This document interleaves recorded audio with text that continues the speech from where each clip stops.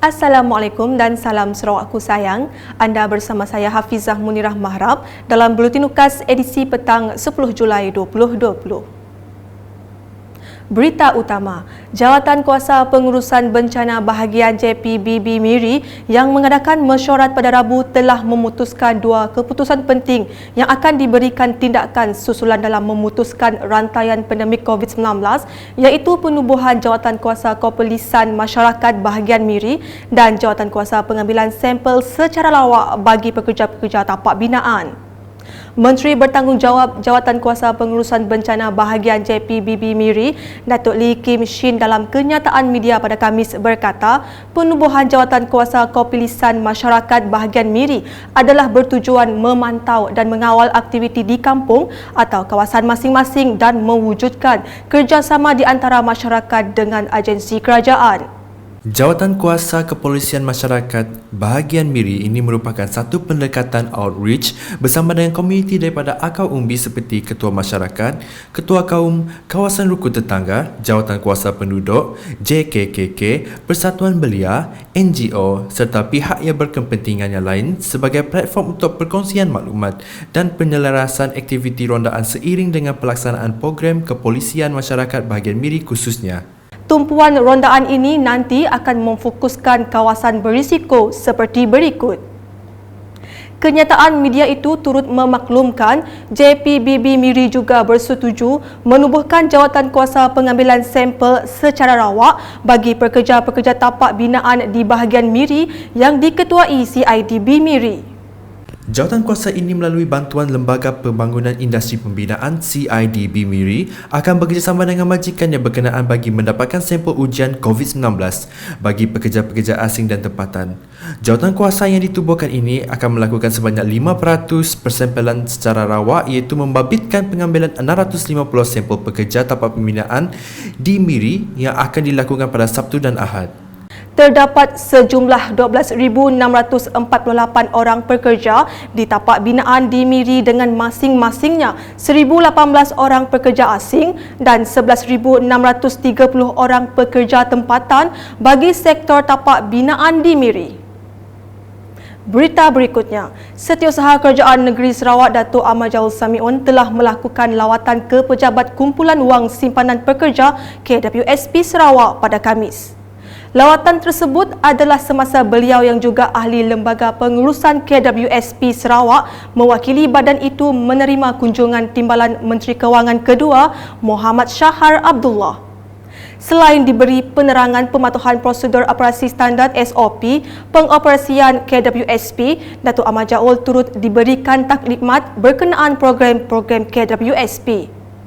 Ianya termasuk program outreach yang melibatkan pegawai KWSP turun ke lapangan terutamanya di kawasan luar bandar untuk membantu golongan sasaran memohon inisiatif kerajaan melalui kerjasama KWSP.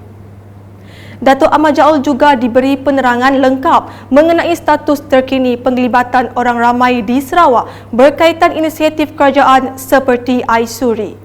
Seterusnya, penularan wabak COVID-19 telah memberi kesan langsung kepada industri pelancongan di seluruh dunia termasuk di Sarawak. Menurut Menteri Pemuda Pelancongan Kesenian dan Kebudayaan Datuk Sebastian Ting Chiu Yu, pembukaan beberapa sektor ekonomi termasuk pelancongan membolehkan Kerajaan Sarawak meneruskan promosi pelancongan di dalam negeri menerusi kempen Melawat Sarawak. Sarawak, as you know, we are now promoting domestic tourism. Yeah, our government, federal, is same thing, Montana. Yeah, they are also doing the same thing for Sarawak as well, and in particular our domestic tourism. And for domestic tourism, we will continue under our Ministry of Tourism, Arts and Culture. Will continue to promote our culture, yeah, our adventure, our nature, our food and festival under the short form CANFF. Beliau berkata demikian semasa berucap dalam majlis penyerahan sijil Regional Specific Tourist Guide Miri di Hotel Pullman pada Rabu. Pada majlis itu, 19 orang pemandu pelancong Zon Utara telah berjaya mendapat lesen pemandu pelancong RSTG Sarawak. Selanjutnya, Medan Selera Daro yang akan dibuka kepada orang ramai tidak lama lagi bakal menjadi mercu tanda ikonik terbaru di daerah berkenaan. Ahli Dewan Undangan Negeri Adun Daro, Safi Ahmad berkata, Medan Selera Daro yang menelan kos sebanyak 3.3 juta ringgit itu telah 98% siap dan mampu menempatkan sejumlah 25 gerai untuk para peniaga. Dan saya juga bagi pihak masyarakat di Daro selaku wakil rakyat merakamkan ucapan terima kasih kepada Kerajaan Negeri, lebih lagi kepada Yang Berhormat Ketua Menteri yang telah bermurah hati telah meluluskan projek ini untuk kita di Daro. Di selain itu juga saya ingin maklumkan juga semalam saya telah berjumpa dengan Yang Berhormat Ketua Menteri juga memohon peruntukan tambahan bagi menaik taraf lagi Medan Selera ini. Alhamdulillah Yang Berhormat telah meluluskan peruntukan seperti yang kita mohon, dan ini akan menjadikan Medan Selera ini sebagai satu tempat yang saya boleh katakan bahawa satu tempat yang cukup menarik untuk kita di Daro ini, dan juga untuk sebagai satu landmark ataupun ikon pembangunan baru Daro agar dapat menarik lebih ramai orang-orang di luar Daro untuk datang ke Daro. Semasa lawatan ke tapak projek itu pada Rabu, Safi'i berkata Medan Selera itu juga akan dilengkapi dengan pentas mini bagi membolehkan penganjuran program hiburan atau rasmi yang akan menjadi daya tarikan kepada penduduk setempat maupun orang luar ke tempat itu nanti. Berikutnya, bagi memudahkan urusan Kerajaan Persekutuan mengira jumlah penduduk di Malaysia dalam keadaan negara yang masih berdepan dengan pandemik COVID-19, Jabatan Perangkaan telah mengambil langkah dengan pengisian maklumat secara atas talian melalui e-census. Pembantu Perangkaan di Jabatan Perangkaan Nur Izzatul Afifah ketika ditemui semasa penghantaran poskad banci penduduk dan perumahan Musensus 2020 di Kampung Tunku Fasa 2 pada Khamis menjelaskan fasa pertama banci 2020 telah bermula dengan penghantaran poskad ke setiap rumah. Jabatan Perangkaan sedang menjalankan banci penduduk 2020 fasa 1 iaitu penghantaran poskad ke setiap rumah, and then di poskad tu ada tertera nombor ID yang perlu diisi oleh isi rumah yang yang berkaitannya lah. Okey. Langkah-langkah ada tertera di belakang poskad. Jadi minta kerjasama untuk semua yang menerima poskad tersebut, poskad macam tu, untuk mengisinya secara online. Nur Izzatul turut memaklumkan fasa kedua pula akan dilakukan secara bersemuka sekiranya isi rumah tidak menerima poskad atau pengisian maklumat secara atas talian tidak berjaya dilakukan bermula pada 7 Oktober hingga 24 Oktober 2020.